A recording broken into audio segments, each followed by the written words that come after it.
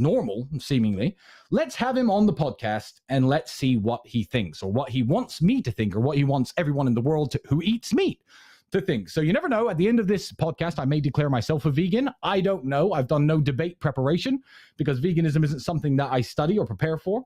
To very quickly introduce my cigar, this is a Hoyo de Monterrey Double Corona. It's about as large as Cuban cigars get. So I've gone with a very big Cuban cigar tonight because I don't feel this conversation is going to be over with very quickly. And I'm going to put on my headphones in just a second. And I know you're listening, Joey, so I'm going to, when you appear on screen, give you a chance to introduce yourself to everybody, I guess, in my audience who may or may not know who you are.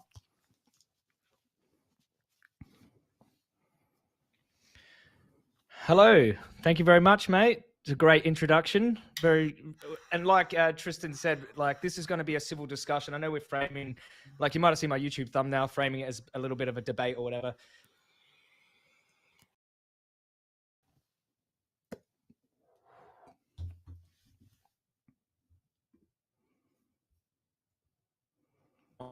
So you're a man of your word, as you said, Indeed. You're a man of your word. You didn't forget. And you even reached out to me. It was like been like a couple months since, or like at least 4 weeks since we last chatted. Something like that. Reached out to me. So like, you know what?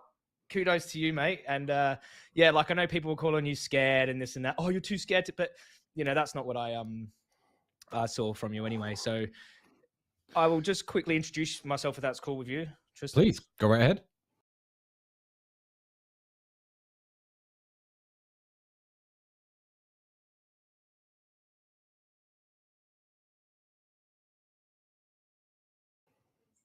Is it freezing on your end, Sweet? Well, it's not on his end, so it should be right.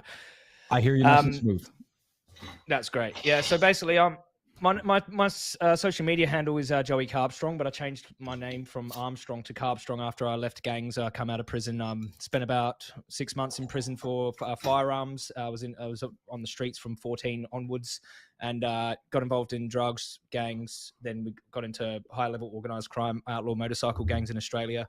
And landed myself in prison. I was on house arrest for 20 months.